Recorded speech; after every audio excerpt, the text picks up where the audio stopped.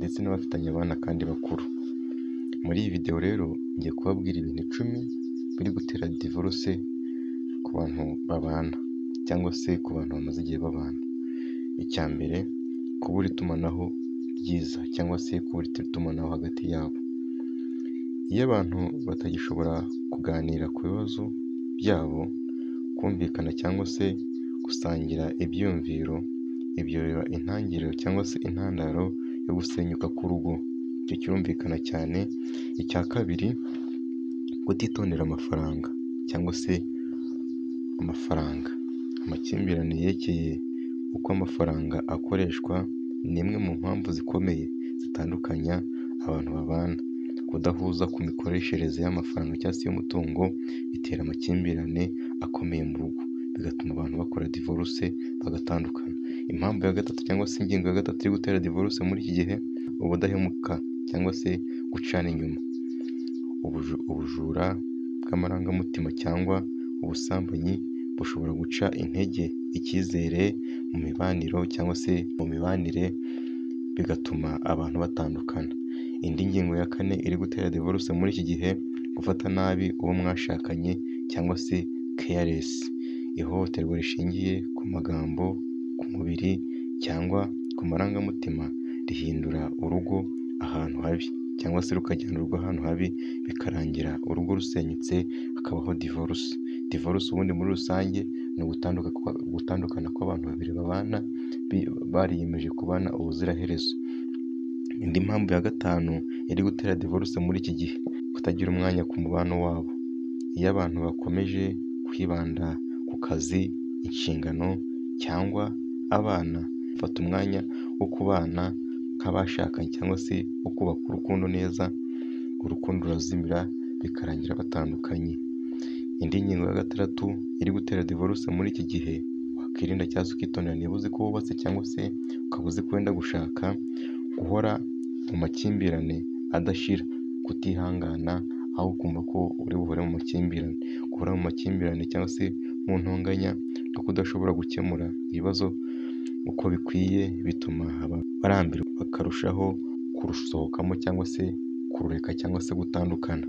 Indi mpamvu ya karindwi iri gutera abantu gukora divorce muri ino minsi ni ugutandukana mu myumvire no mu ntego.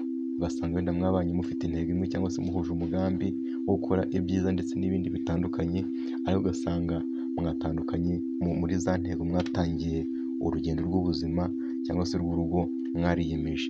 Iyo abantu batagifite intego zimwe cyangwa indangagaciro zimwe, urugendo rwabo rurahuzagurika, buri wese agatangira kwigendera ukwe cyangwa se agatangira kunyura mu nzira ze, ariho usanga yatangiye kujya kunywa amayoga cyangwa se yatangiye kujya mu bandi bagore. Ibyo nabyo ni inzira iganisha ku gukora divorce. Indi ngingo ya 8, kudahuza mu mibonano mpuzabitsina. Iyi ni ingingo ikomeye cyane kandi kuri iyi ngingo nyivugaho kenshi, ndetse nkanabigisha nkanababwira ngo muzajye munyandikira mbabwire n'ibindi bitandukanye cyangwa se mbagire inama mbahugure no kubahugura, ariko ababikoze ndabizi babonye umusaruro kandi umusaruro mwiza. Kugeza aha ngaha rero, niba ikiganiro wagikunze, kora subscribe kandi ku nzogera ndetse na like, unagisharinga abandi. Twari turi ku kintu cya 8 kiri gutuma divorce ziba nyinshi muri iki gihe, kudahuza mu mibonano mpuzabitsina. Igihe habaye ikibazo mu mibonano mpuzabitsina cyangwa hari utanyurwa cyangwa se utanyuzwe, bishobora gutuma umwe yumva adakeneye cyangwa yifuza aho akura ibyishimo birenze. Ntinze kuri iyi ngingo gatoya, nashishikarije abantu benshi kuzajya bampamagara nkabagira inama, nkababwira ukuntu bakitwara, bakangisha inama aho bitagenda neza. Abo nafashije ndabizi byagize umumaro, simbaka amafaranga ahubwo ni ubujyanama.